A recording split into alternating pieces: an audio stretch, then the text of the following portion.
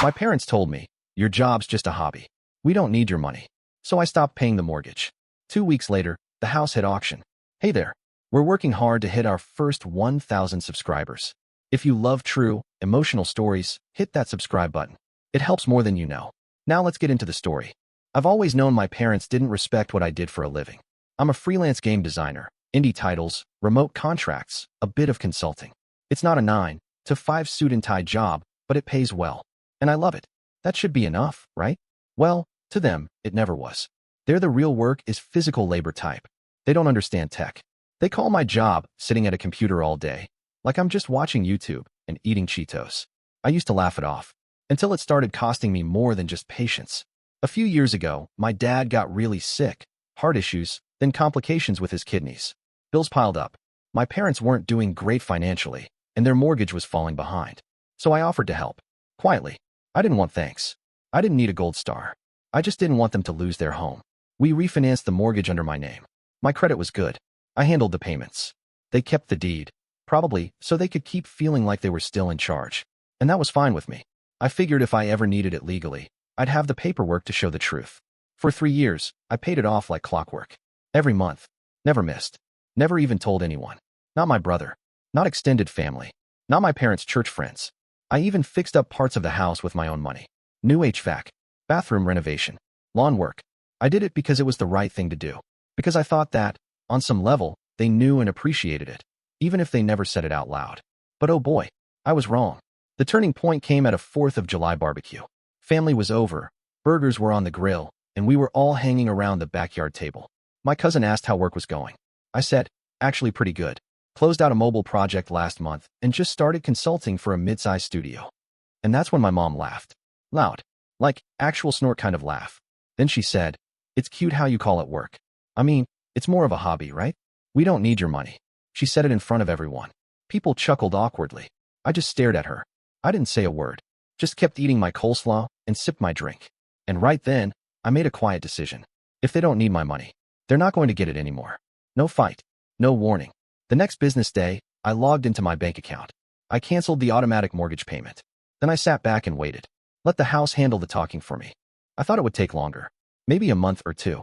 I figured there'd be a grace period, a missed payment notice, something low-key and bureaucratic. But nope. It took 6 days. The first call came while I was grocery shopping. Unknown number. I let it go to voicemail. Then another. And another. I got home and found 3 voicemails. One from the mortgage servicer, one from their loss mitigation department, and one from a number that was suspiciously local. The last one was my mother. Her voice was unusually soft, almost polite, which was new. Hey, sweetheart. Hope you're doing okay. We got this letter in the mail. Looks like something from the bank. Could you take a look at it when you get a chance? I didn't reply. I didn't delete the message, either. I just let it sit in my inbox, like a souvenir. Later that night, I got an email from my dad with a scanned PDF attached. The subject line? Mortgage past due? Inside was a copy of the notice they'd received. A formal statement showing the mortgage was 6 days delinquent and warning that failure to pay could result in default. Now, let me pause here and explain something important. My parents had no idea that the mortgage was under my name. Not really. They remembered that I'd helped when they refinanced after Dad's health problems, but they thought the bank had simply added me as a co-signer. They assumed it was still their mortgage. Their house. I never corrected them, because I never needed to. Until now. So, I decided to test the waters. I replied to my dad's email with one line. You said you didn't need my money. I'm just respecting that. 10 minutes later, my phone rang. It was Mom. I let it ring out. She called again. And again. Then she texted. We need to talk. What's going on? I didn't reply. I just forwarded her the payment history. Every mortgage payment from my bank account for the last 38 months, neatly organized and timestamped. Then I turned my phone off for the night. The next morning, all hell broke loose. 12 missed calls. 5 voicemails. Multiple texts, ranging from, please just talk to us, to this isn't funny. The last one, we didn't mean what we said at the barbecue. Can't we fix this? Oh, so now it was real. For 3 years, I had covered their mortgage, taxes, and even some utilities. And they had the nerve, the absolute gall, to tell people they were helping me, that I was their project, that they were letting their poor, struggling son crash at home while he played with his computer job. They rewrote the whole damn narrative. And worse, they believed it. It was a lie built on my silence. So now, I just let the silence speak for itself. That afternoon, I packed a duffel bag, backed up my work files, and booked an Airbnb across town for 2 weeks. Left a note on the kitchen counter. Since I'm just a hobbyist, I figure I should focus on my hobby. Good luck with the mortgage. I hear the bank's a great landlord. I left my house key underneath the fridge magnet that said, "Home is where the heart is." The irony nearly killed me. As I drove off, I passed the street sign I'd grown up with. The one I used to think meant stability, safety, family. But that wasn't my home anymore. That was just a house waiting to find out what it really cost to pretend I didn't matter. 2 days later, I got a call from my brother.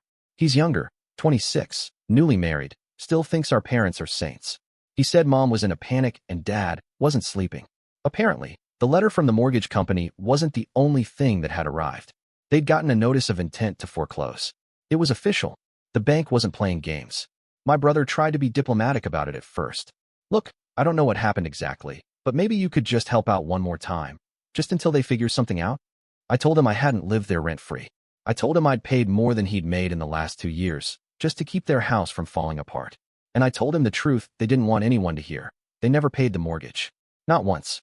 Not in 3 years. He went silent. "Wait, you were the one paying it this whole time?" "Yup. But they said you were just, like, staying with them. That you needed a place while you figured things out." "Nope. I had my own business. Multiple clients. I paid their bills while they played pretend in front of their friends and family." He didn't say anything for a long time. Just breathed into the phone. Then he said, "Dude, that's so messed up. You think?" But what came next is what really lit the match. That night, I got added to a family group chat I hadn't even known existed, filled with aunts, uncles, cousins, in-laws, and even my grandma. The very first message? From my uncle, Jim. "I can't believe you treat your sick father this way after everything they've done for you." Oh, so that's the version they'd sent out to the crowd. Cue the dramatic group shaming. "You live there for free. They gave you everything. You're being selfish. Have some decency." So I did what any petty, exhausted, emotionally scorched adult son would do. I dropped the receipts. Every single payment, from the very first refinance agreement to the most recent mortgage installment. Screenshots of monthly transactions. Confirmation emails from the lender. Bank statements. PDFs. Annotated. Labeled. Time-stamped. No commentary. No drama. Just cold, hard documentation. Then I left the group chat. 2 hours later, my phone buzzed. A DM from my Aunt Lisa. "They lied to all of us." "Yup. They told everyone they were helping you out. That you couldn't make it on your own." "Nope. Are they really losing the house?" TikTok. That night, my brother called again. He wasn't angry this time. He sounded impressed. "You were basically their landlord." "Exactly. Only difference is, a real landlord doesn't get humiliated at a barbecue for covering your bills." The next morning, mom showed up at my Airbnb. Uninvited. She knocked 3 times, then let herself in, because apparently, boundaries don't apply when you're the real adult in the room. She looked like she hadn't slept in days. Her opening line, "How could you do this to us?" To them. Not a single word about how they'd lied. Not an apology. Just pure guilt-tripping. I handed her a folder I'd already prepared. Inside were printouts of every payment I'd made. With dates, totals, notes. I told her she had 10 business days to fix it before the house was listed for auction. She said, "This isn't right. We're your family." I said, "Exactly. So act like it." Then I showed her the door. And for the first time in my life, I didn't feel like her son. I felt like the guy she owed rent to. 2 days after that tense little drop-by from my mom, I scheduled a meeting with a real estate attorney. Not because I wanted to sue them or do something drastic, but because I wanted to make absolutely sure I was covered. You don't nuke your own family's financial life without at least double-checking the fire extinguisher. And the lawyer? He didn't even flinch. After reviewing everything, the mortgage agreement, the refinance terms, the email history, he leaned back and said something that made me smile. "So, just to clarify, they're living in a house you're financially responsible for, that they legally cannot refinance, sell, or leverage without your signature, and they told everyone you were the freeloader?" I nodded. He whistled. "You're bulletproof. If they default, you can sell it at auction and walk away clean." Exactly what I needed to hear. Now here's the fun part. Turns out, my parents weren't completely oblivious. After I left, and after the panic set in, they had apparently tried to refinance the mortgage on their own, again. Probably hoping to remove me from the equation and slap the loan back in their own names so they could fix the mess without ever admitting I'd been right. Too bad they didn't read the fine print. They were denied. Instantly. Because guess what? Their credit is trash. The bank flagged their application and sent me a courtesy notice, since I was still the primary mortgage holder. That's when I saw it. They tried to cash out equity on top of it, to the tune of $35,000. Let that sink in. The people who told me my job was just a hobby wanted to use my income, my signature, and my credit score to pull a loan for themselves, without telling me. I sat on that for a whole day, didn't say a word, just watched. Then came the breaking point. My dad texted me, "Can you please just help out for this month? We'll take it from here after that." Now that was a choice of words. Take it from here? As in, take the house. Take the mortgage? Take back control? Sure, Dad. I replied. Funny. You said you didn't need my money, so I figured I'd step back. You've got this, remember? He didn't reply. Instead, the next morning, I got a call from the pastor of their church. Yeah, they'd escalated it there. Apparently, they'd spun the story into a sob tale about their ungrateful son abandoning them in their old age. The pastor, bless his heart, wanted to know if I could find it in my heart to show compassion. So I forwarded him the PDF packet. Every payment, every ignored email, every lie. Never heard from him again. That same day, the auction notice was issued. Formal, official, public. The house was scheduled to hit auction in 28 days unless the full balance and back payments were made. No extensions, no appeals. The word started spreading. The neighbors noticed. So did the church group. Even the HOA president, who used to act like my mom was the queen of the cul-de-sac, stopped by to check on things. My mom stopped posting on Facebook. My dad stopped answering calls. Reputation? Sinking. Pride? Crushed. Consequence? Well earned. I was quiet. I didn't gloat. I didn't show up to rub it in. But that night, I opened a bottle of wine and toasted my own damn peace of mind. For the first time in years, I felt free. They had treated me like a child with a toy job. But now, the game was over. And the board? It belonged to me. It was a Wednesday when the idea hit me. Not revenge. Not spite. Just an opportunity.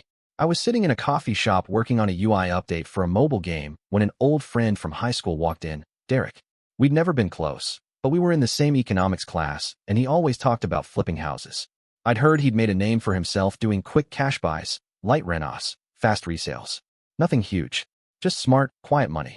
So I asked him straight up, "You still flipping?" He looked up, grinned. "You selling?" I told him, "Not mine, but I can sell it. Cash. No inspection. Good bones. Quiet neighborhood. Just need some humility in the walls." He laughed and said, "Sounds like a steal." I gave him the address. He raised an eyebrow. "Wait, that house. Your parents still live there, right?" "For now." He paused. "You serious?" I nodded. "Make me an offer." 3 days later, we signed the papers. Now here's the thing. I didn't have to sell it. The house was already going to auction. But Derek offered just enough to cover the owed balance and walk away with something in my pocket. Clean. I didn't tell him the whole family saga. Just enough to be legal. And I told him I'd handle the notice. So I did. On day 14 of their default clock, my parents received a new letter. This property has been sold to a private buyer. Vacate within 14 days. It was signed by me and notarized. That night, the phones lit up again. First my mom, then my dad, then my uncle, then my grandma. All of them, taking turns playing the same broken record. "You sold our home. You can't just do that. You're going to make us homeless." You know what I said? "I didn't sell your home. I sold my mortgage. The one you said you didn't need." They tried to call my brother, but he'd already gotten the full story. He just said, "You played yourselves." Derek didn't waste time. Within a week, contractors were crawling over the place. Paint, plumbing, gutting the front porch. He was turning it into a 2-unit rental. I heard from the neighbor that my parents left before the 14-day deadline. Said they couldn't stand to watch it happen. They ended up in a small rental 45 minutes out of town. No porch, no central AC, no reputation left. And you know what the wildest part is? They still won't admit what they did. To this day, they tell people that I stole their house, that I tricked them, that I was waiting for a chance to screw them over. Not once have they said sorry. Not to me, not to my brother, not even to themselves. But I don't need the apology anymore. They lied about who I was for years. So I let the truth come with an address change and a for sale sign. The day they moved out, I drove by the house one last time. Not to gloat, not to make a scene, just to see it. The house I kept standing for 3 years while being treated like I didn't exist. The house I saved in silence, while they bragged about how self-sufficient they were. The house where I stopped being a son and started being a lifeline they didn't deserve. It was empty, garage open, U-Haul gone, a stained mattress leaning against the trash bin out front. And taped to the mailbox was a handwritten note in my mom's cursive. "I hope you're happy." No signature, just those 4 little words. I didn't take it down. I left it there. Let the wind have it. Because the truth is, I was happy, but not for the reasons they thought. It wasn't about revenge. It wasn't about winning.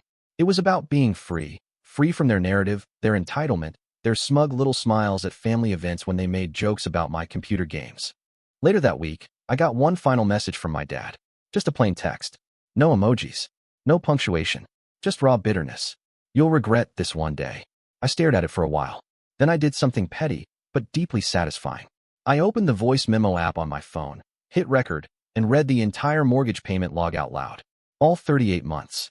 Every payment date. Every dollar. Every interest adjustment. Every line. Then I attached the file and replied. If I ever regret protecting my peace, I'll replay this. They never answered. And you'd think that would be the end, right? But no. They made one final attempt. They called my brother. They told him they wanted to take me to court. For unlawful eviction. For fraud. For emotional damage. My brother laughed so hard he had to pull his car over. He told them to get real. That I didn't even own the house anymore. That it was sold, flipped, and listed for rent at double what they were paying in their old mortgage. That they were the ones who should be grateful it hadn't ended worse. Apparently, my mom cried. My dad hung up. They never called him again. I haven't heard from either of them since. I'm living in a different city now. Got a new apartment. Quiet neighborhood. Game devs still going strong. Landed a contract with a publisher I've respected since I was 17. Bought myself a car with heated seats. Even got a dog. His name's Pixel. Every once in a while, my brother visits. He always brings good beer and bad stories about the family. Apparently, my parents have told so many versions of what really happened that even their friends stopped asking. He asked me once, "Do you think they'll ever admit what they did?" I told him no. Because people like that don't say sorry. They rewrite history until it's a fairy tale they can live with. Until they forget whose name was on the check. Until they believe their own lies. But me? I've got the receipts. And that's enough. And that's the story. If you're still here, that means you're one of us. So go ahead, hit that subscribe button. I drop new chaos every single day. And trust me, tomorrow's story? It's even worse than this one.